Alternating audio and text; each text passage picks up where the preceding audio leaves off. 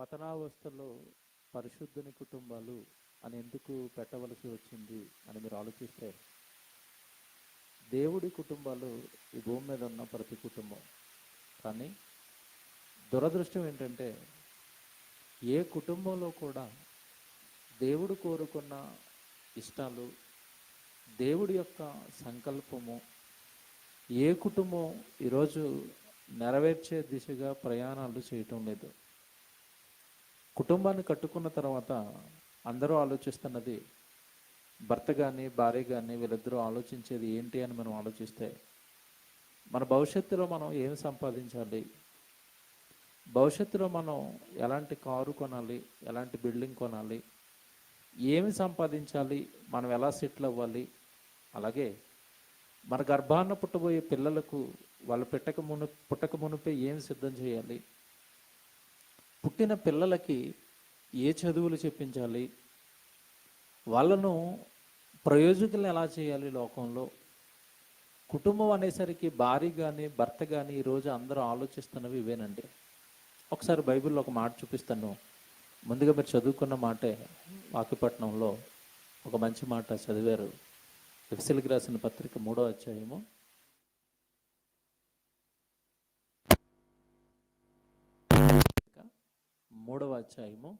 14వ వచనం. ఈ హేతువు చేత పరలోకమునందును భూమి మీదను ఉన్న ప్రతి కుటుంబము ఏ తండ్రిని బట్టి కుటుంబం అని పిలువబడుచున్నదో అన్నట్టు చూడండి. పరలోకమందును భూమి మీదను ఉన్న ప్రతి కుటుంబము ఏ తండ్రిని బట్టి కుటుంబం అని పిలువబడుచున్నదో అన్నాడు. అంటే భూమి మీద ఏర్పడుతున్న కుటుంబాలకు కానీ, ఆల్రెడీ ఏర్పడిన కుటుంబాలకు కానీ, అన్ని కుటుంబాలకు ఆధారం, ఆ కుటుంబాలను ఏర్పాటు చేసిన వాడు ఎవరు అంటే పరలోకంలో ఉన్న కన్నతండ్రి. మీకు ఒక మాట జాగ్రత్తగా వినండి. కుటుంబం అనగానే కుటుంబం ఎలా ఏర్పడుతుంది మీరు చెప్పండి? వివాహం ద్వారా, అంతేనా? ఎక్కడో పుట్టిన ఒక అమ్మాయి, ఎక్కడో పుట్టిన మరొక అబ్బాయి, ఇద్దరూ కలిసి వివాహం అనే వ్యవస్థలోనికి ప్రవేశించి ఒక కుటుంబం అవుతున్నారు. భూమి మీద ఉన్న మొట్టమొదటి కుటుంబం ఎవరు అంటే ఆదాము అవ్వలు. అదేనా తొలి కుటుంబం? ఆ కుటుంబానికి దేవుడు గర్భఫలం ఇచ్చాడు. అవ్వమన్న మాట మనందరికీ తెలుసు. యెహోవా దయ వలన నేను ఒక మనుషుడిని సంపాదించుకున్నాను అంటే తొలి కుమారుడు భూమి మీద. ఆ కుటుంబంలో మొట్టమొదటి బిడ్డ. ఆ బిడ్డ పుట్టగానే తల్లి సంతోషపడుతుంది, ఇదిగో మా కుటుంబానికి దేవుడు ఒక మనుషుడిని దయచేశాడు. తర్వాత హేబేలు పుట్టాడు. ఇలా భూమి మీద కుటుంబాలు ప్రారంభమయ్యాయి. దేవుని వలన, దేవుడు ఏర్పాటు చేసిన వివాహం అనే వ్యవస్థ వలన ఈ కుటుంబాలు అనేవి ఏర్పడుతున్నాయి. ఇప్పటికీ మీరు చూడండి, ఏర్పరచబడిన ఈ కుటుంబాలన్నీ వివాహం ద్వారా కుటుంబంగా ఏర్పడుతున్నారు తప్ప అసలు వివాహాన్ని ఎవరు ఏర్పాటు చేశారు? వివాహ వ్యవస్థను మనుషుల మధ్యలో ప్రవేశపెట్టింది ఎవరు? అసలు ఈ వివాహం ద్వారా ఒక్కటవుతున్న ఈ స్త్రీకి కానీ పురుషుడికి కానీ వివాహ వ్యవస్థను ఏర్పాటు చేసిన దేవుడు ఏమైనా ధర్మాలు ఇచ్చాడా? ఆ ధర్మాలు నేను పాటిస్తున్నానా అన్నది ఏమంటే ఈరోజు భూమి మీద ఉన్న మానవ జాతి పూర్తిగా విస్మరించిందండి. వివాహం అనేసరికి వయసు వచ్చేసరికి వివాహం చేసేయాలా, పంపించేయాలా అత్తవారింటికి. అమ్మాయి అయితే, అబ్బాయి అయితే నా కొడుకు వయసు వచ్చేసింది, అర్జెంటుగా వివాహం చేసి అమ్మాయిని తెచ్చేసుకోవాలి, కోడల్ని, అంతే. అమ్మాయిని వివాహం ఇచ్చి చేస్తున్నారనుకోండి, ఎంత కట్నం ఇవ్వాలి, ఆ కట్నం దాచిపెట్టాలి. అటు నుంచి అమ్మాయి వస్తుంది అనుకోండి, ఎంత కట్నం అడగాలి, లెక్కలు వేసుకుని కూర్చోవాలి. ఇవే వివాహాలు అంటే ఈరోజు. ఇంతకు మించండి వివాహ వ్యవస్థ గురించి కానీ, ఆ వివాహం ద్వారా ఏర్పడుతున్న కుటుంబాల గురించి కానీ అసలు భూమి మీద ఉన్న మనుషులకు అవగాహన లేదు. ఇక్కడ చూడండి మాట, మీరు ఇప్పుడు చదివిన మాట, పరలోకమందు కానీ భూమి మీద కానీ ఉన్న ప్రతి కుటుంబము ఏ తండ్రిని బట్టి కుటుంబం అని పిలువబడుతున్నది. అసలు మీరు కుటుంబం అయ్యారంటే మీకు ఒక హెడ్ ఉన్నాడంట. ఎవరు? ఏ తండ్రిని బట్టి కుటుంబం అని పిలువబడుతున్నది, ఆ తండ్రి వలన మీరు కుటుంబం అయ్యారా? బాగా ఆలోచించాలి. ఆ తండ్రి వలన మీరు భార్య భర్తలుగా మీరు వివాహ వ్యవస్థలోనికి వచ్చారా? ఆ తండ్రి కారకుడు కుటుంబం కట్టబడ్డానికి. ఈ కుటుంబం వెనకాల ఒక ఆయన ఉన్నాడా? ఎవరండి ఆలోచించారు ఇలాగా? మీకు ఇప్పుడు అడుగుతాను.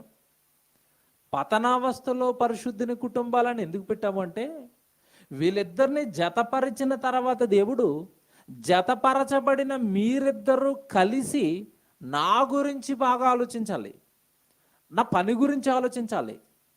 భూమి మీద నేను కన్న నా పిల్లలను, ఆత్మలను రక్షించే పనిలో ఇటు భార్య ఇటు భర్త ఇద్దరు ఉండాలి. అందుకు మిమ్మల్ని ఇద్దరిని ఒక చోటకి తెస్తున్నాను అన్నాడు. ఇకపోతే ఇలా ఒక్కటైన మీరిద్దరూ కూడా ఎప్పుడైనా విశ్వాసం విషయంలో ఒకరికి ఒకరు బలహీనపడితే, భార్య బలహీనపడితే తప్పమ్మని ఆలోచన తప్పు అని భర్త విశ్వాసంలో ఆవిడను బలపరచాలి. భర్త బలహీనుడైపోతే భార్య బలపరచాలి. మొత్తం మీద ఇద్దరు ఎవరో కూడా దేవుడిలో నుంచి పడిపోకుండా ఒకరిని ఒకరు కాచుకుంటూ వీళ్ళిద్దరూ కలిసి దేవుడిలో, దేవుడి సేవలో, దేవుడి కార్యక్రమాలలో, దేవుడి పనులలో ఉండాలని వివాహాన్ని దేవుడు చేశాడు. అంతేనా? తొలి వివాహం చేశాడు. ఎవరి వివాహం? ఆదాము అవ్వల వివాహం. అసలు వివాహానికి ముందు దేవుడు పలికిన మాట ఏంటి చెప్పండి? నరుడు ఒంటరిగా ఉండుట మంచిది కాదు, వానికి సాటి అయిన సహాయము వాని కొరకు చేయుదును అనుకుని చేశాడు. ఇంతకీ వానికి సహాయం ఎందుకు ఇచ్చాడు? ఆదాము గారికి సహాయాన్ని ఎందుకు ఇచ్చాడు? అప్పటికే ఆదాము గారు దేవుడి పనిలో ఉన్నాడు. జంతువులకు పేర్లు పెడుతున్నాడు. ఆ రోజు వేసిన ఏదైనా తోటను సేద్యపరుస్తున్నాడు. పనిలో ఉన్న ఆదాముకు సహకారి, దేవుడి పనికి సహకారి స్త్రీ. దేవుడి పని కొరకు పురుషుడు పుట్టాడు. ఆ పురుషుడు దేవుడు పనిలో ఉన్నప్పుడు ఆయనకు సహకారిగా భార్యను జతపరిచాడు. వీళ్ళిద్దరూ ఒక కుటుంబమై, వీళ్ళిద్దరూ కూడా ఏ తండ్రి వలన కుటుంబం అయ్యారో ఆ తండ్రిని కుటుంబము ద్వారా మహిమపరచాలి. ఇదండి వివాహం వెనకాలన్న దేవుని యొక్క ఉద్దేశం. ఈ కుటుంబాలని కట్టడం వెనకాల దేవుడికి ఉన్న ఆలోచనలు. మీకు మాట్లాడుతాను, జాగ్రత్తగా వినండి. వివాహం, క్రైస్తవ వివాహం మీరు చూడండి. వివాహం చేసేటప్పుడు ప్రమాణాలు చేయిస్తారు ఒకరితో ఒకరితో. ఏమని ప్రమాణాలు చేస్తారు?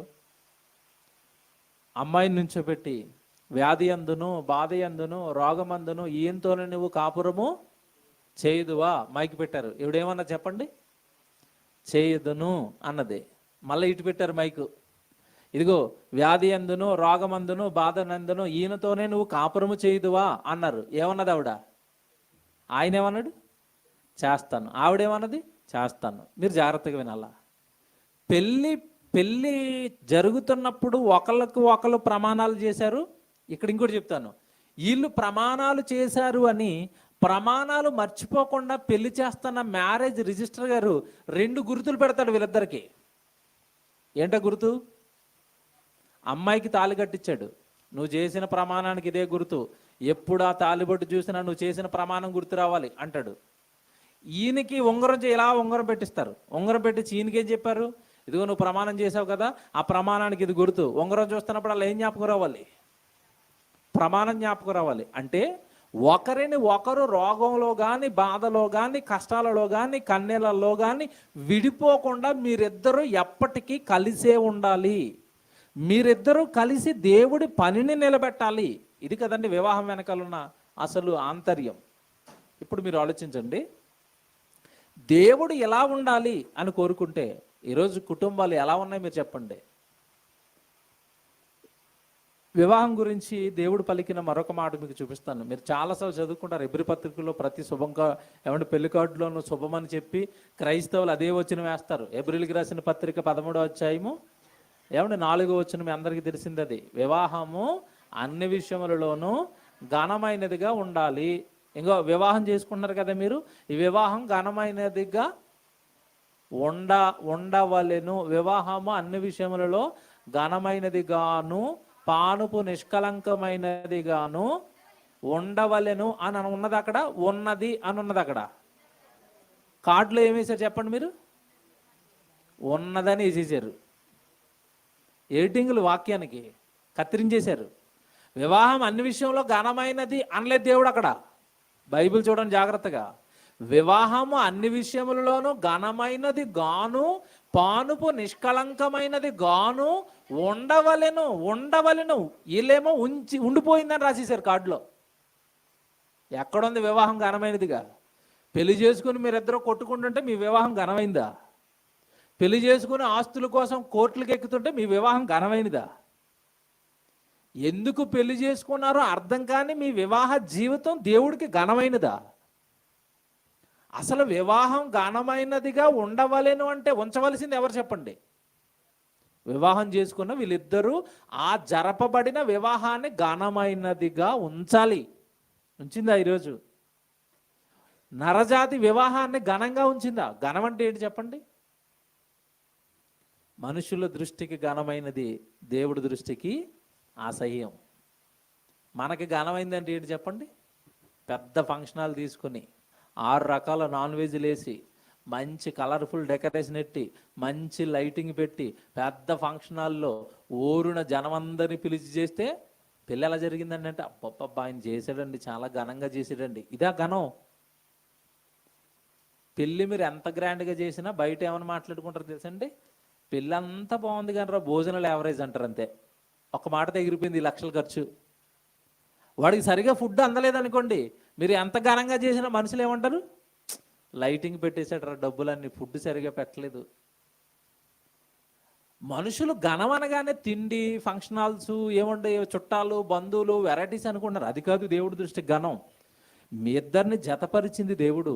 మీరిద్దరూ కలిసి దేవుడి పనిలో ఉంటే అప్పుడు మీ వివాహం ఘనమైంది. మీ గర్భాన్ని దేవుడు బిడ్డలనిస్తే ఆ బిడ్డల్లో బైబిల్లో ఉన్న భక్తులు లేదా బైబిల్లో ఉన్న కుటుంబాలు దేవుడి కొరకు ఎలా పెంచాయో మీ బిడ్డను దేవుడి కొరకు పెంచితే అప్పుడు మీ కుటుంబం ఘనమైనది, అప్పుడు మీ వివాహం ఘనమైనది. అసలు కుటుంబాల్లో ఈరోజు దేవుడు ఆలోచనలో చెప్పండి. అలా లేస్తే ఏమండి సరుకులు లేవా, ఆవిడ ఉద్యోగం దగ్గర జీతం ఇవ్వట్లేదని ఈయన ఒకటే ఫైటింగ్ కదా కుటుంబాలు ఈరోజు అంతా. మీరు అక్కడ చదవండి, హెబ్రీ పత్రిక 13వ అధ్యాయం 4వ వచనం చదివారు, కింద మాట చదవండి. కుటుంబంగా చేర్చబడిన మీరు ధనాపేక్ష లేని వారు. కుటుంబంలోనికి ధనాపేక్ష వచ్చిందా? కుటుంబంలో ఉన్న భార్యను కానీ భర్తను కానీ ధనాపేక్ష పట్టుకుందా? కుటుంబం దేవుడిలో గాడి తప్పినట్టే. మీరు ధనాపేక్ష లేని వారు ఉండాలి. ఎప్పుడైతే ధనాపేక్ష మీ కుటుంబంలోనికి వస్తుందో మీ కుటుంబం పతనావస్థలోనికి వెళ్ళిపోతుంది. ఏమండి? అకుల ప్రిస్కిల్లా ఇలా మీకు తెలుసండి ఎవరు వీళ్ళు? బైబిల్లో నిజంగానండి మనం చదువుతున్నప్పుడు అండి కుటుంబాల చరిత్రలో నేను చాలా బైబిల్లో చెప్పుకొచ్చానండి. కుటుంబాల గురించి నేను చెప్పుకొచ్చినప్పుడు ఈ అకుల ప్రిస్కిల్లా అనేసరికి ఘనంగా గొప్పగా కనపడుతుంది కుటుంబం. అపోస్తుల కార్యాల్లో మరో కుటుంబం కనపడుతుంది మీకు 5వ అధ్యాయం. అలాగా అననీయ సప్పిరాలు. ఈ కుటుంబం చూడండి, ఈ 2 కుటుంబాలను పక్కన పెట్టండి. వీళ్ళేమో అకుల ప్రిస్కిల్లా అనేసరికి వీళ్ళేమో పట్టణం కాని పట్టణానికి బ్రతకడానికి వెళ్ళి అక్కడ బ్రతుకు జీవనం కొనసాగిస్తూ అక్కడికి పౌలు గారు వస్తే పౌలు గారిని చేర్చుకుని సువార్త ఆసియా మొత్తంలో సువార్త వ్యాపించింది అంటే పౌలు గారికి మొట్టమొదట చేర్చుకునండి ఆసియా అంతటా వాక్యం ప్రబలడానికి కారణమైన కుటుంబం అది. ఏ కుటుంబం? అకుల ప్రిస్కిల్లా. పౌలు గారు సేవకుని చేర్చుకొని ఇంట్లో పెట్టుకుని సుమారు సంవత్సరాల తరబడి ఒక సేవకుని పోషించారండి. ఇంట్లో పెట్టుకున్నారు, సేవను జరిగించారు. వాళ్ళ కుటుంబం మీరు పక్కన పెట్టండి. ఇప్పుడు మీరు చదువుకున్నారు కదా, కుటుంబంలో ఏముండకూడదు? ధనాపేక్ష ఉండకూడదని. నిజంగా ధనాపేక్ష లేదు వాళ్ళకి. డబ్బులు సంపాదించుకోవడానికి లేదా బ్రతకడానికి ఒక గ్రామానికి వచ్చి వాళ్ళ బ్రతుకుదేరును కొనసాగిస్తూ ఒక సేవకుడిని పోషించి ఏమంటే నిజంగా సువార్త వ్యాప్తిలో అంత ఘనంగా వాడబడిన కుటుంబం అది. క్వైట్ ఆపోజిట్గా వీళ్ళ కుటుంబం కనపడుతుంది. ఇప్పుడు ఎవరిది? అననీయ సప్పిరాలు. దేంతో పోయారు చెప్పండి వాళ్ళిద్దరూ? ధనాపేక్ష. దేవుడు చెప్తున్నాడు, మీరు ధనాపేక్ష లేని వారై మీకు కలిగిన వాటితో తృప్తి పొంది ఉండండి అనుందా బైబిల్లో? ఉందా లేదా చెప్పండి? మీకు కలిగిన వాటితో తృప్తి పొంది ఉండండి. మీకు ఏది కలిగిందో, దేవుడు మీకు ఏది కలిగించాడో అది చాలు, తృప్తి పొందండి అన్నారు. మనుషుల్లోనండి ధనం విషయంలో తృప్తి ఉంటుందా? మీరు చెప్పండి, తృప్తి ఉంటుందా? మొన్న ఒక ఇంటర్వ్యూ చూశానండి. అతని పేరేదో జబర్దస్త్లో చేస్తాడండి, ఏదో పేరు అతనిది, సుధీరో ఏదో పేరండి, సుధీరో ఏదో పేరు ఉంది కాదండి, ఆది అని ఒక అతనండి, హైపర్ ఆది అతని పేరు. వాడు ఇంటర్వ్యూ ఇచ్చాడు, చూశాను. అతని జీవితం చెప్పుకొచ్చాడు. ముందు ఏం చెప్పాడంటే, ఒకప్పుడు మేము చాలా పూర్ ఫ్యామిలీ అండి, అసలు మా కుటుంబానికి ఉన్న అప్పులు తీర్చడానికి మా తాతల దగ్గర నుంచి వచ్చిన 3 ఎకరాల ఆస్తిని మేము అమ్మేసి మా కుటుంబాన్ని ఏదో అలా గడపడానికి కూడా మాకు కష్టమవుతున్న రోజుల్లో నేను హైదరాబాద్కి వచ్చాను, ఏదో ఉద్యోగం చూసుకుందామని. మొత్తం మీద జబర్దస్త్లోకి వెళ్ళాను, మొత్తం మీద బూతులన్నీ ప్రదర్శించి నేను గొప్ప యాక్టర్ని అయిపోయి జబర్దస్త్కి పెద్ద గొప్పవాడిని అయిపోయాను. ఇప్పుడు నేను వాడు చెప్తుంటే నాకు ఎలాగ అర్థమవుతుంది, పనికిరాని బూతులన్నీ మాట్లాడి ప్రజల్ని నవ్వించి నేను ఇప్పుడు గొప్పవాడిని అయిపోయాను అయిపోయి అంటున్నాడు. ఇప్పుడు నేను ప్రజెంట్ మణికొండలో ఒక ఇల్లు కట్టాను, మనకి దగ్గరే, ఏమండి. తర్వాత ఎక్కడో ఇంకొకటి ఇల్లు చెప్పాడండి, 2 ఇల్లులు కట్టాడంట, 16 ఎకరాలు కొన్నాడంట ఇప్పుడు.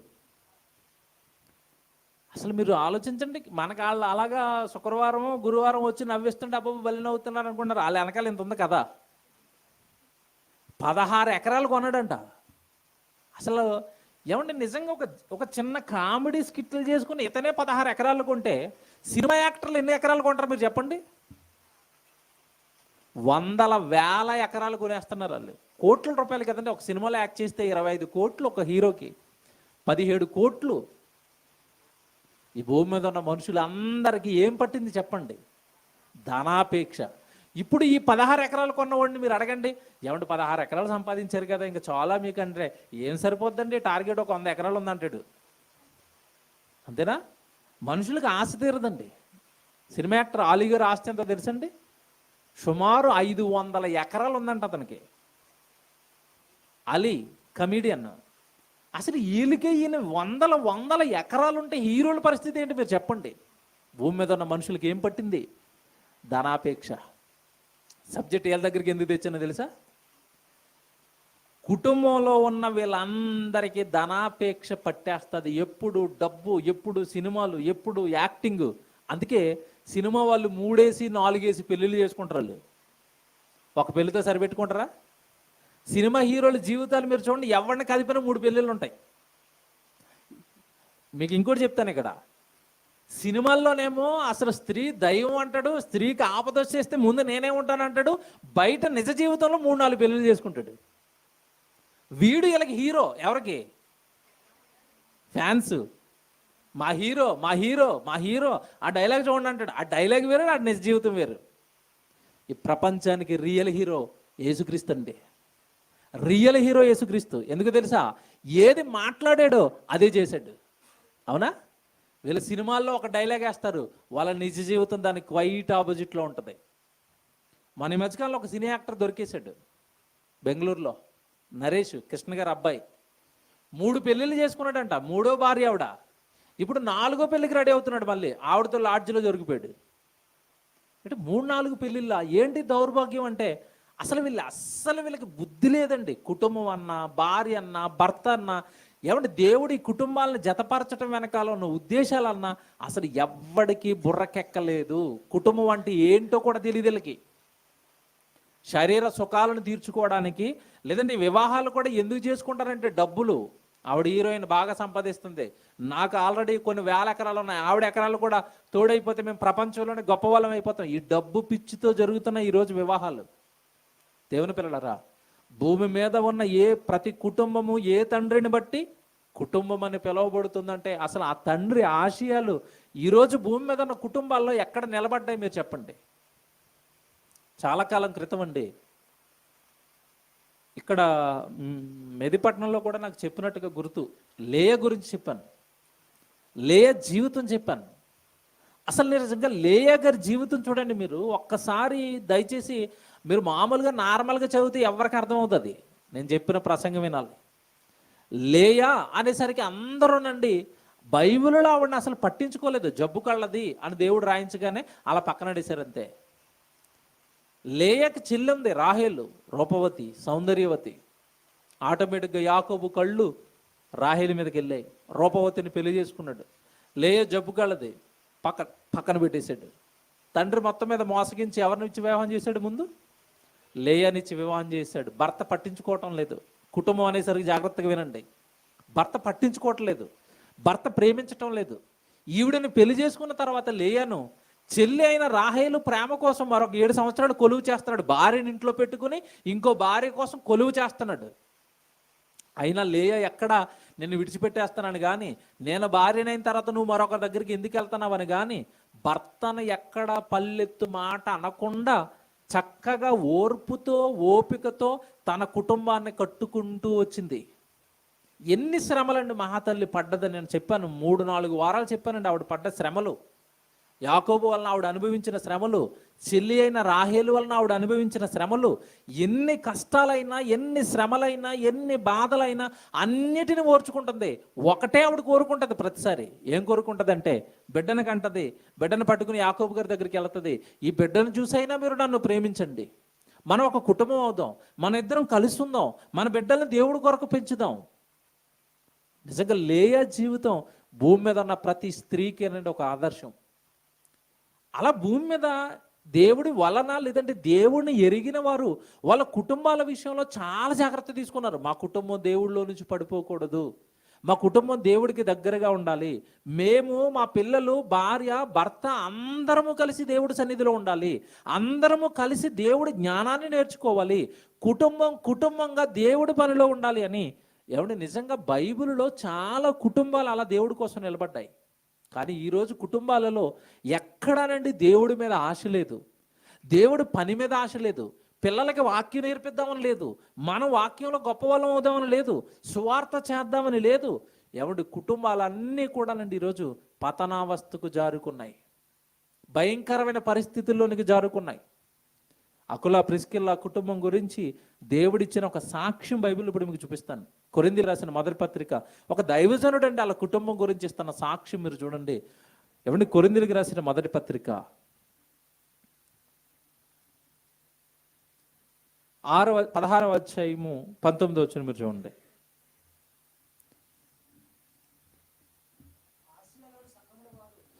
ఆసియాలోని సంఘముల వారు మీకు వందనములు చెప్పుచున్నారు. అకుల ప్రిస్కిల్లా అనువారును వారి ఎంటనున్న సంఘమును ప్రభువునందు మీకు అనేకమైన వందనములు చెప్పుచున్నారు. సహోదరులందరూ మీకు వందనములు చెప్తున్నారు. ఏమంటే వీళ్ళ గురించి ఎంత సాక్ష్యం, గొప్ప సాక్ష్యం ఇస్తున్నాడు చూడండి. మళ్ళీ చదువుతాను. ఆసియాలోని సంఘముల వారు మీకు వందనములు చెప్పుచున్నారు. అకుల ప్రిస్కిల్లా అనువారును వారి ఎంటనున్న సంఘము. వారింట ఏముందంట? సంఘం. మీరు బాగా ఆలోచించాలి ఈ వచనం. వారి ఎంట ఏముంది? సంఘం. వాళ్ళ కుటుంబంలో ఏముంది? సంఘం. మన కుటుంబంలో ఏముంది? మీ కుటుంబాలు ఏమున్నాయి? ఏముందన్నా క్యాజువల్గా తెల్లారులేస్తే చిన్న చిన్న గొడవలు అంతేనా? ప్రతి కుటుంబంలోనూ ఈరోజు ఏమున్నాయి చెప్పండి?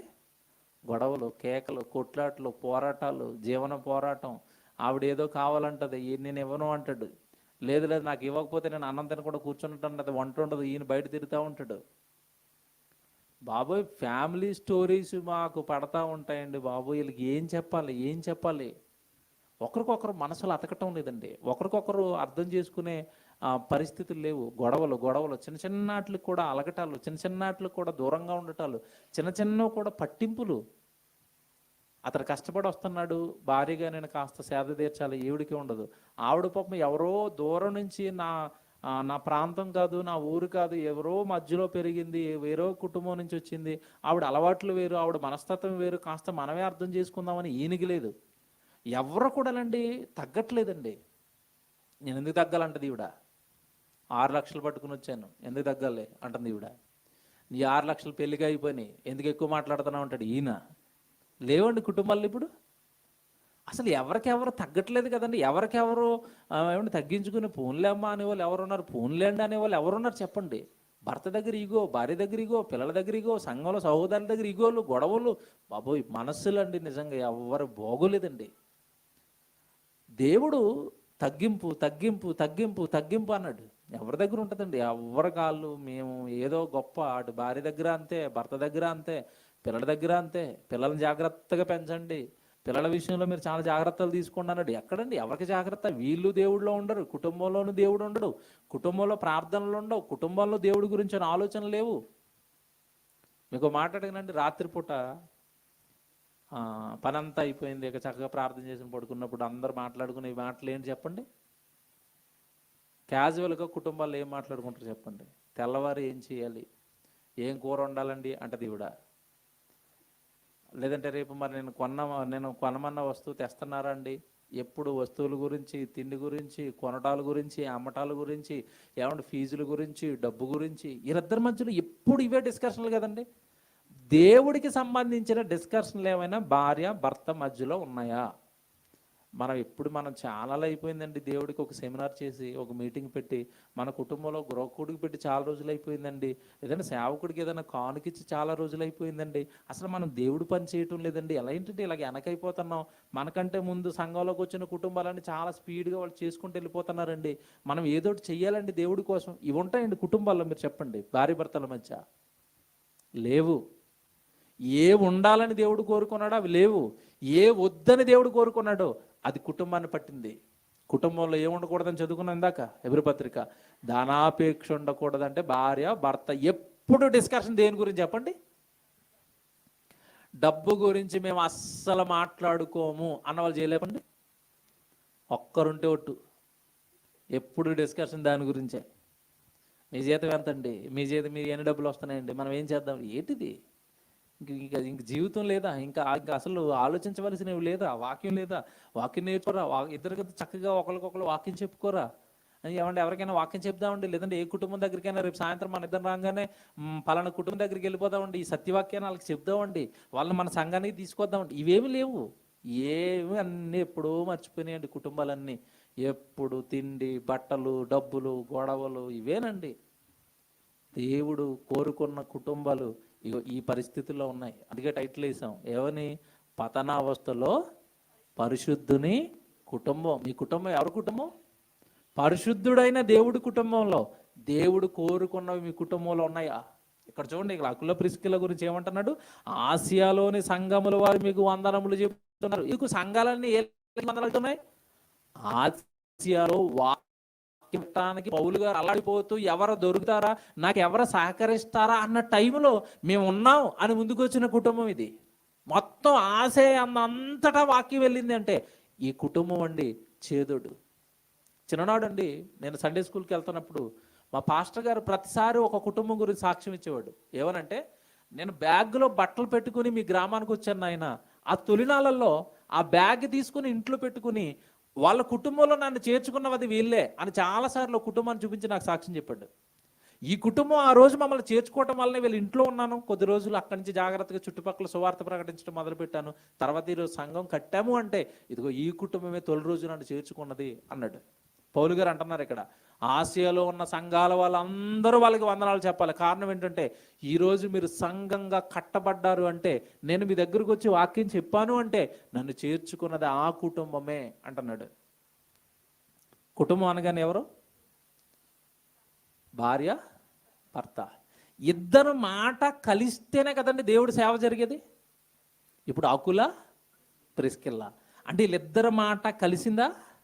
కలిసింది.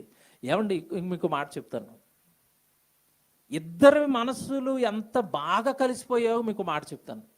ఎప్పుడైనా కుటుంబంలో శ్రమ వచ్చిందనుకోండి, కష్టం వచ్చిందనుకోండి, వీళ్ళిద్దరి మధ్యలో చిన్న చిన్నగా విభేదాలు వస్తాయి.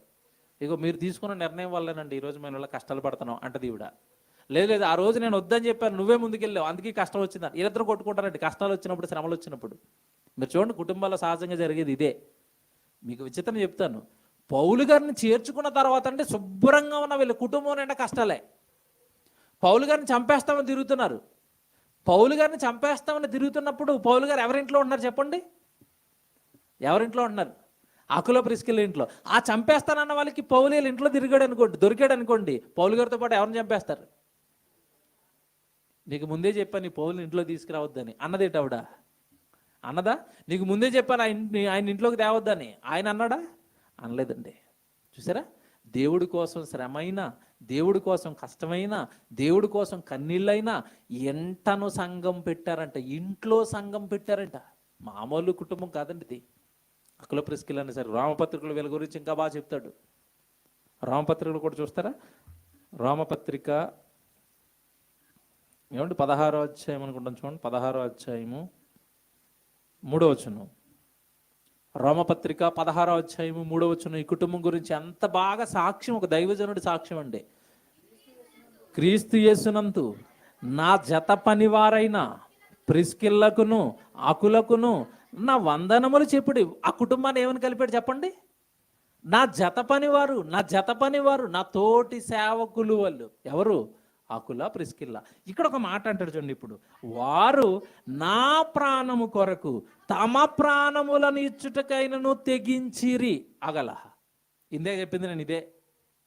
వారు నా ప్రాణము కొరకు వారి ప్రాణములను ఇచ్చుటకైనను తెగించేశారా? కుటుంబం దేవుడి కోసం ప్రాణాలు ఇవ్వడానికి తెగించిందా? ఇందాక నేను చెప్పింది అదే. పౌలు గారిని చంపటానికి జనం వచ్చినప్పుడు పౌలు గారిని దాచిపెట్టి, పౌలు గారిని ఏమంటే సంరక్షించి, మీరు చంపితే మమ్మల్ని చంపండి, మీరు కొడితే మమ్మల్ని కొట్టండి, సేవకుడిని ఏం చేయొద్దు. ఏం కుటుంబం అండి! సేవ పట్ల ఎంత అంకిత భావం అండి! వాక్యం పట్ల ఎంత ప్రేమ అండి! దైవజనుడు బ్రతికుంటే మన ప్రాణాలు పోయినా పర్వాలేదు, దైవజనుడు బ్రతికుంటే నా ఆత్మను రక్షిస్తాడు అని. ఇదిగో నా ప్రాణం పోతున్న టైంలో నా ప్రాణానికి వాళ్ళ ప్రాణాలు అడ్డు పెట్టాడు అన్నాడు. ఇప్పుడు ఈ కుటుంబం గురించి దేవుడు ఏం సాక్ష్యం ఇస్తాడు చెప్పండి? వివాహము అన్ని విషయంలో ఘనమైనది. అకుల ప్రిస్కిల్ల వివాహము ఘనమైనది. ఇప్పుడు మీరు చెప్పాలా? ఇప్పుడు మన లిస్టులోకి వెళ్తుందో లేదో మనం చూసుకోవాలా? వాళ్ళ వివాహం ఘనమైనది. దేవుడు వాళ్ళిద్దరిని జతపరిస్తే వాళ్ళ ప్రాణాలు సైతం దేవుడి కొరకు ఇవ్వడానికి సిద్ధపడ్డారు. ఏం కుటుంబాలండి! ఇంకానండి, ఈ కుటుంబాల చరిత్ర చెప్తానండి రోజులు సరిపోవండి. ఎన్ని కుటుంబాలండి బైబిల్లో ఇలాగా దేవుడి కొరకు నిలబడ్డ కుటుంబాలు. మరొక ఆవిడ జ్ఞాపకం చేస్తానంటే, మోషేను కన్న తల్లి. ఇందాక పిల్లలు ఏమంటే మాట్లాడుతుంటే ఆవిడ జ్ఞాపకం వచ్చింది సడన్గా నాకు. మోషే గారు తల్లి అండి. నిజంగానండి, యొకేబేదు అనే ఆవిడ పేరండి. ఆవిడ జీవితం గురించి 2 నిమిషాలు చెప్తాను, జాగ్రత్తగా వినండి.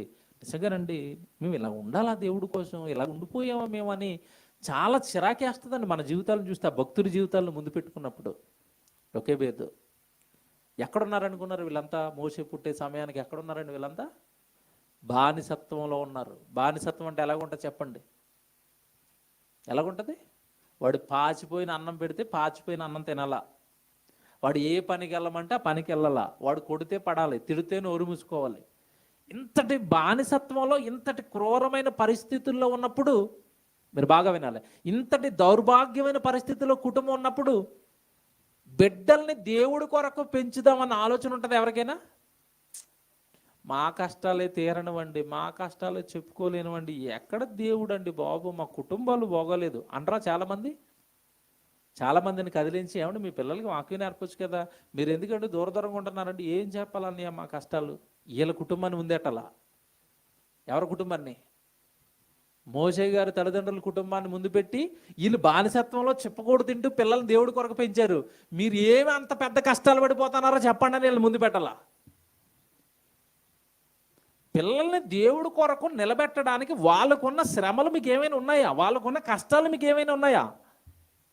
శ్రమల్లో, బాగా వినండి ఆవిడ జీవితం, శ్రమల్లో, బాధల్లో, కష్టాలలో కన్న బిడ్డను ఎలా కాపాడిందో మీకు తెలుసు. ఎంత విశ్వాసం అండి! ఊరకనే పెట్టలేదు మోషే 4 చేతుల్లో దేవుడు. ఈవిడైతే నా బిడ్డను కరెక్ట్గా కాపాడుతుంది, కరెక్ట్గా నా మాటలు చెప్పి పెంచుతుంది. బిడ్డను ఎక్కడ దాచింది? లేవి గోత్రంలో పుట్టేశాడు. మగబిడ్డలను అందరినీ చంపేస్తున్నాడు ఫరో. ఏమంటే జమ్ముతో చేసిన ఒక పెట్టెలో మోషేను పడుకోబెట్టింది. ఎక్కడ విడిచిపెట్టింది? నైల్ నదిలో విడిచిపెట్టింది. నైల్ నది అంటే మీకు తెలుసా? మొసళ్ళు. నైలు నది అనగానే గుర్తొచ్చేవి ఏంటంటే భయంకరమైన మొసళ్ళకు ఆశ్రయం ఉండదు. ఏ తల్లైనంటే బిడ్డను పట్టుకెళ్ళి మొసళ్ళు తిరిగే నదిలో పెడతదా? ఈవిడ పెట్టింది. ఎందుకు చెప్పండి? నా బిడ్డను దేవుడు ఖచ్చితంగా కాపాడుతాడు. విశ్వాసం చూసారా? అలా బిడ్డను ఆ పెట్టులో పెట్టింది, అలా కొట్టుకుని వెళ్ళి ఎక్కడ ఆగింది? ఫరో కుమార్తె దగ్గర ఆగింది. దేవుడు అంత ముందు సెట్ చేశాడు. ఏమంటే ముందు మనం ఏదైనా ప్రయత్నం చేస్తే దేవుడు వెనకాల వస్తాడండి. ఏ ప్రయత్నం చేయరు, అలాగ దేవుడే అన్నీ చేయాలి. మేము మాత్రం మోకాళ్ళు వేసి ప్రార్థన ఒకటి మాత్రం చేస్తాం. రూపాయి ఖర్చు లేదుగా. గదిలో కూర్చొని ప్రార్థన చేస్తాం, పని చెయ్యం, వాక్యం నేర్చుకోం. కష్టపడేవి మాకు చెప్పొద్దు దేవుళ్ళో. వాక్యం నేర్చుకోవడం అంటే కష్టం, సువార్తకి వెళ్ళటం అంటే కష్టం, మనకున్న కష్టార్జితాన్ని దేవుడికి ఇవ్వటం అంటే కష్టం. ఇలాంటి కష్టమైన ఏవి మాకు చెప్పొద్దు. ఈజీగా ఒకటి ఉంది. ఏంటది? మోకాళ్ళు వేసి ప్రార్థన చేయి. అయ్యగారు బైబిల్లో డౌట్ నాకు, మోకాళ్ళు వేసి ప్రార్థన చేయి. లెక్కల మాస్టర్ దగ్గరికి వెళ్ళి, మాస్టరు లెక్క తెగట్లేదు, మోకాళ్ళు వేసి ప్రార్థన చేయి అంటాడా? లెక్కల మాస్టర్ లెక్క చెప్తాడా? బైబిల్లో ఏమంటే బోధకుడి దగ్గరికి వెళ్ళి బైబిల్లో ప్రశ్న అంటే మోకాళ్ళు వేసి ప్రార్థన చేయి. ఇదేంటిది? నువ్వెందుకు ఇక మాస్టర్ అక్కడ? నీకే రాదనమాట. అయితే ప్రార్థన చేయి అన్నాడంటే అడిగి బైబిల్ రాదండి. బోధకుడు అంటే బైబిల్ బాగా వచ్చి ఉండాలి, బైబిల్లో ఉన్నవన్నీ తెలిసి ఉండాలి, నువ్వు ప్రశ్న అడిగితే చెప్పగలగాలి. వాడు బోధకుడు. పాటలు రాని మాస్టర్ ఏంటి? ఇక పిల్లలంతా ఏమవుతారు చెప్పండి, పాటలు రాని మాస్టర్ దగ్గరికి పంపిస్తే? దేవుని పిల్లలారా, వాక్యం బాగా తెలియాలి, వాక్యం పైన బాగా పట్టుండాలి. బాగా విశ్వసించింది దేవుడిని తల్లి యోకెబేదు. అలా జాగ్రత్తగా బిడ్డను కాపాడింది. కాపాడిన తర్వాత చెప్తాను చూడండి. నెమ్మదిగా దేవుడు అక్కడ, ఏమండి, అక్క మిర్యాము వెంటాడుతూనే ఉంది. దొరికిపోయింది పెట్టి. ఈ బిడ్డ ఎక్కడికి వెళ్ళిపోయాడు? డైరెక్ట్గా రాజా అంతఃపురంలోనికి వెళ్ళిపోయాడు, ఫరో కోటలోకి వెళ్ళిపోయాడు. అక్కడే ఉన్న మిర్యాము అంటుంది, ఈ బిడ్డను పెంచడానికి నేను ఒక తల్లిని, ఆయాను పట్టుకు రావాలా? పట్టుకురండి. ఎవరొచ్చింది మళ్ళీ అక్కడికి? ఆయ కింద సొంత తల్లి. దొరికిందిరా అవకాశం అనుకుంది. రాజకోట, ఇంకా డేంజరే లేదు. పిల్లోడికి తెల్లారితే దేవుడు వాక్యం, తెల్లారితే దేవుడు వాక్యం, తెల్లారితే దేవుడు వాక్యం. ఏమంటే మోషే భక్తుడు అవడానికి ఎవరు కారణం అనుకుంటున్నారు? తల్లి. కోటలో ఉంచింది. ఒరే, ఈ కోటలో ఉన్న ఫరో మనకి వ్యతిరేకి, మన ప్రజలందరినీ హింసిస్తున్న దుర్మార్గుడు వీడు, మన ప్రజలంతా హెబ్రీయులు, బయట ఉన్నారు, ఈ మనం వేరు, మన జాతి వేరు, మన పితరులు వేరు, మన దేవుడు వేరు, మనమంతా బానిసత్వంలో మగ్గిపోతున్నామని పాలతోనే అతనికి ఏమి నేర్పుకుందంటే వాక్యం నేర్పుకుంది. ప్రాణాన్ని గుప్పిట్లో పెట్టుకుని బానిసత్వంలో ఉండి బిడ్డను సేవకుని చేసిందండి. మీరు చెప్పండి, ఇప్పుడు మీ కుటుంబాలకి ఎన్ని కష్టాలు ఉన్నాయా? భార్య ఒక చోట, భర్త ఒక చోట. ఎక్కడికి వచ్చేసింది చెప్పండి? ఈవిడ పాలు ఇవ్వడానికి, మోషేని పెంచడానికి అంతఃపురంలోకి వచ్చేసింది. భర్త బయట ఉండిపోయాడు. మధ్యలో ఒక కుమార్తె మిర్యాము అక్క, వీళ్ళందరినీ జాగ్రత్తగా కుటుంబాన్ని కాపాడుకుంటూ అంతటి భయంకరమైన పరిస్థితుల్లో కూడా మోషేకు వాక్యం నేర్పింది తల్లి. దేవుడి జ్ఞాపకాలలో ఉంచింది తల్లి. ఇదండి కుటుంబం అంటే. మీ కష్టాలు, మీ కన్నీళ్ళు, వేదనలు, మీకు మాట చెప్పనండి, చచ్చిపోయేంత వరకు మనిషికి కష్టాలు పోవండి. పోతాయా? మేము బాగుంటే సేవ చేస్తామండి, మేము బాగుంటే వస్తామండి, బాగుంటే ఇస్తామండి. ఎప్పుడు బాగుంటారు? ఎప్పటికీ బాగోం. కష్టాలు కష్టాలే. ఆ కష్టాలలో దేవుడి పనిని మీరు నిలబెట్టాలి, మీ పిల్లల్ని నిలబెట్టాలి, మీ కుటుంబం దేవుడి కోసం ఆలోచించాలి. ఒక్కసారి మోషే గారి తల్లిదండ్రుల కుటుంబాన్ని జ్ఞాపకం చేసుకోనండి. ఒక మాట చదివిస్తాను చూడండి. అపోస్తుల కార్యాలు 7వ అధ్యాయము 22 నుంచి మీరు చూడండి. అపోస్తుల కార్యాలు 7వ అధ్యాయము, ఏమంటే 22 నుంచి. మోషే గారి జీవితం అండి ఇది. ఏమంటే స్టెఫన్ గారు చెప్తున్నారు ఏం జరిగిందో. మోషే ఐగుప్తులో సకల విద్యలను అభ్యసించి మాటల యందును కార్యముల యందును ప్రవీణుడై ఉండెను. అతనికి 40 ఏండ్లు నిండవచ్చినప్పుడు ఇశ్రాయేలీలైన తన సహోదరులను చూడవలనన్న బుద్ధి పుట్టెను. ఎవరిని చూడాలనంట? ఇశ్రాయేలు. తన సహోదరులైన ఇశ్రాయేలును చూడవలనన్న బుద్ధి. ఇతనికి 40 సంవత్సరాలు వచ్చేసరికి వీళ్ళు నా సహోదరులు. ఎవరు చెప్పారు చెప్పాలా? ఎవరు? వెనకొన్న తల్లి. అంతఃపురంలో పాలుతో పాటు దేవుడు వాక్యాన్ని వేసింది. నువ్వు దేవుడి కొరకు పుట్టవునైనా, మనమంతా దేవుడు జనాంగం అన్న సంగతులు నేర్పింది. తర్వాత మాట చూడండి. తన సహోదరులను చూడవలనన్న బుద్ధి పుట్టెను. అప్పుడు వారిలో ఒకడు అన్యాయం అనుభవించట అతడు చూచి వారిని రక్షించి బాధపడి వారిని పక్షమును ఐగుప్తుని చంపి ప్రతీకారం చేసెను. తన ద్వారా తన సహోదరులకు దేవుడు రక్షణ దయచేయుచున్న సంగతి వారు గ్రహింతురని అతడు తలంచెను గాని వారు గ్రహింపనైరి. చూసారండి, నా వలన నా సహోదరులకు రక్షణ కలగాల, నేను రక్షకున్నా, నేను దేవుడి కొరకు ఇదంతా, ఈ విషయం అంతా ఇతనికి ఎలా తెలిసింది చెప్పండి? దేవుడు చెప్పాడు అనకండి, ఎందుకంటే దేవుడు మోషేకు వచ్చి చెప్పింది ఎప్పుడు చెప్పండి?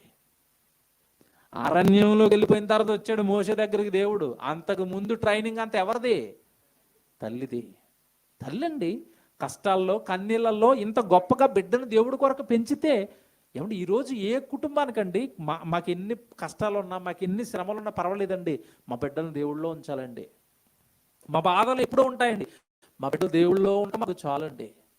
ఈ కుటుంబం పరిశుద్ధుని కుటుంబం, ఈ కుటుంబం దేవుడి కలను నెరవేర్చే కుటుంబం.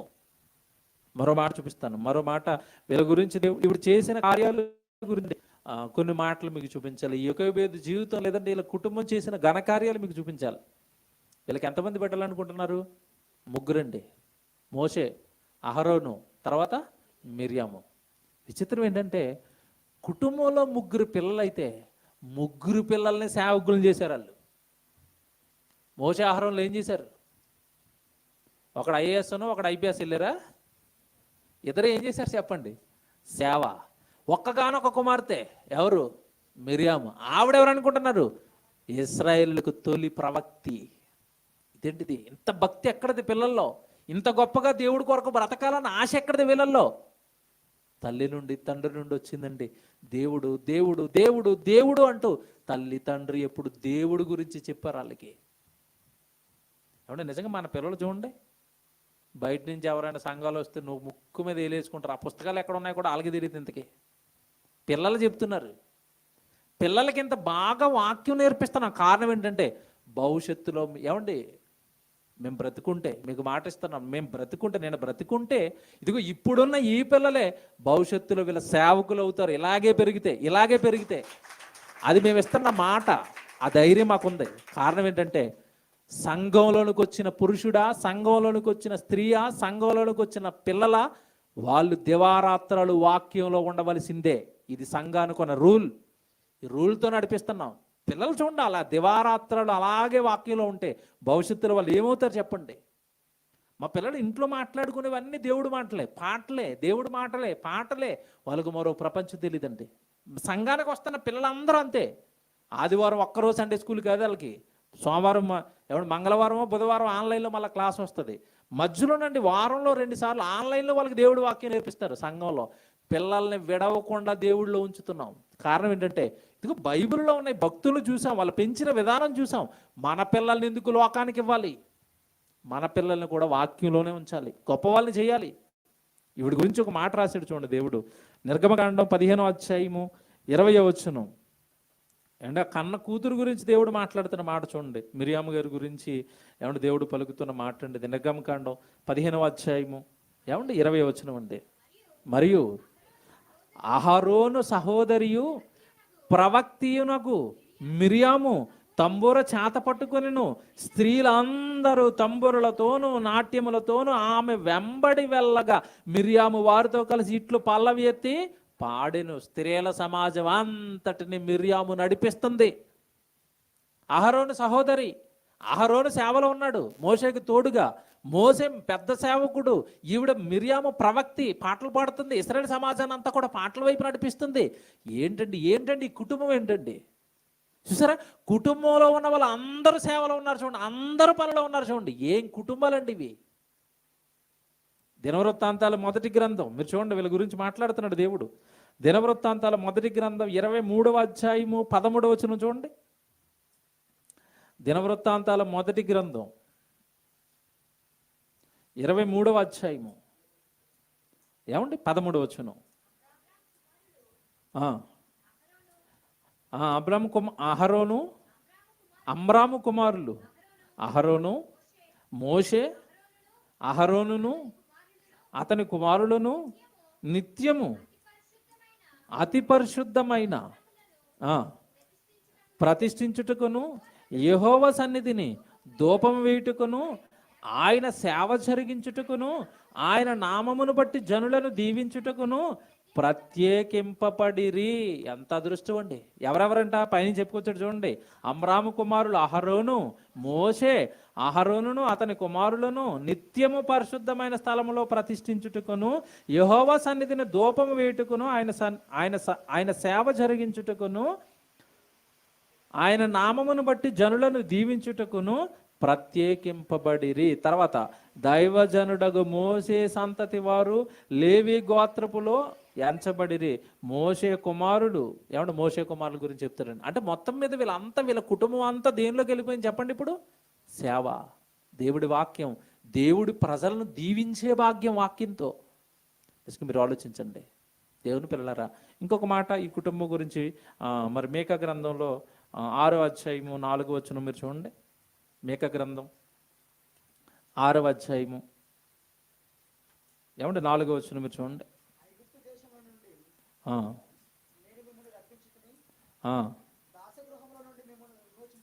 దాస్యగృహంలో నుండి నేను విమోచించి తిని మిమ్మల్ని నడిపించుటకై. చూసారా, ఇశ్రాయేల్ అందరినీ నడిపించడానికి ఎవరిని సెలెక్ట్ చేశాడు చెప్తున్నాడు ఇక్కడ. మిమ్మల్ని నడిపించుటకై మోషే, అహరోను, మిర్యాములను పంపితిని. ఎంతమందిని పంపాడంట? 3. మోషే, అహరోను, మిర్యాము. వీళ్ళు 3 ఏ కుటుంబం? ఒకటే కుటుంబం అండి. ఏంటి అన్న, తమ్ముడు లేదా అక్క వీళ్ళంతా ఒకటే ఫ్యామిలీయా? అందరూ సేవకులా? ఎలాగుంటా చెప్పండి కుటుంబం? 3 పిల్లలు ఉన్నావు చేయలేకుండా ఒకరు. ఇక మేదిపట్నంలో ఉన్న కుటుంబాలన్నిటికీ 3 పిల్లలు నాకు తెలిసి. మీ 3 పిల్లలు పెద్దోడు సేవకుడు, చిన్నోడు సేవకుడు. ఏమండి మీ అమ్మాయి కూడా సేవ చేస్తుంది అనుకోండి, ఎలాగుంటుంది ఆ ఫీలింగ్? ఎలాగుంటుంది చెప్పండి సరే. అందరూ సేవకులు అయిపోయి సంఘాలు కట్టేసి వాక్యం చెప్తుంటే ఎలాగుంటుంది? సెకండ్ ఏమంటే కొన్ని కోట్లు సంపాదిస్తే ఈ ఆనందం వస్తుందా మీరు చెప్పండి? కొన్ని కోట్లు. మీ పిల్లలు కోటీశ్వరుడు అయిపోయి కొన్ని కోట్లు పెట్టి బంగ్లాలో పెట్టి దేవుడు లేకుండా మిమ్మల్ని చేసాడు అనుకోండి, ఆనందం ఉంటుందా మీకు? మీ కుమారుడు 10 మంది లేదా 100 మంది సంఘం కట్టి సంఘాలను నడిపిస్తుంటే ఆనందమా మీకు చెప్పండి? ఈ ఆనందం వైపు ఏ కుటుంబం పరుగులు పెడుతుందండి? ఈ ఆనందం వైపు.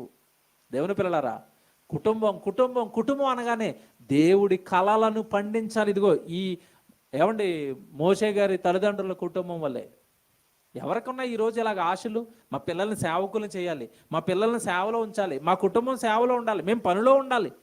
నిజంగానండి, ఈ ఆశలు లేని ప్రతి కుటుంబం కూడా పతనావస్థలో ఉన్న కుటుంబమే. దేవుడికి పనికిరాని కుటుంబమే. దేవుడు ఆశలను నెరవేర్చని కుటుంబమే. దేవుడు అసహించుకునే కుటుంబమే. దేవుడి కొరకు పుట్టిన మీరు, దేవుడి కొరకు జత చేయబడిన మీరిద్దరూ కలిసి దేవుడు పని చేయవలసిన వారే. ఒకరు ఏమైనా కాస్త అటు ఇటుగా ఉంటే మార్చుకొని దేవుడిలో ఉండవలసిన మీరు పడిపోతున్నారా? భార్య భర్తల గురించి ఏమంటున్నాడు తెలుసండి? ఒక మాట చూపిస్తాను. కొరింథీయులకు రాసిన మొదటి పత్రిక, ముగించేస్తానండి. కొరింథీయులకు రాసిన మొదటి పత్రిక 7వ అధ్యాయము 13, 14 చూడండి. కొరింథీయులకు రాసిన మొదటి పత్రిక 7వ అధ్యాయము 13, 14.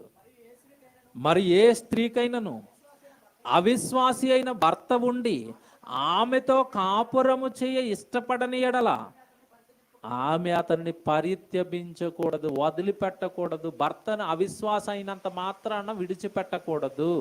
నెక్స్ట్, అవిశ్వాసి అయిన భర్త భార్యను బట్టి పరిశుద్ధపరచబడును, అవిశ్వాసురాలైన భార్య విశ్వాసి అయిన భర్తను బట్టి పరిశుద్ధపరచబడును. లేని ఎడల, ఇది అండర్లైన్ చేయాలి, దీనికోసమే ఈ పదం ఏమంటే ఇక్కడికి పట్టుకొచ్చాను. లేని ఎడల మీ పిల్లలు అపవిత్రులయ్యుందురు, ఇప్పుడైతే వారు పవిత్రులు. ఏమంటే పిల్లలు ఎప్పుడు అపవిత్రులు అవుతారంట? ఇప్పుడైతే వారు పవిత్రులు. మీరు కలిసి ఉంటే మీ గర్భాన్ని పుట్టిన వాళ్ళిద్దరూ పవిత్రంగా ఉన్నారు. మీరిద్దరూ విడిపోతే తల్లి లేని వాళ్ళు, తండ్రి లేని వాళ్ళు ఎలా మారిపోతారు? అపవిత్రులు అయిపోతారు, లోకంలోనికి వెళ్ళిపోతారు. సో దేవుడు బతిమాలుతున్నాడండి, వద్దు, అవిశ్వాస మార్చుకునే ప్రయత్నం చేయండి. భర్త అవిశ్వాస, భార్య అవిశ్వాస మార్చుకునే ప్రయత్నం చేయండి. కలిసి ఉండండి, మీ పిల్లల్ని దేవుళ్ళలో నిలబెట్టండి.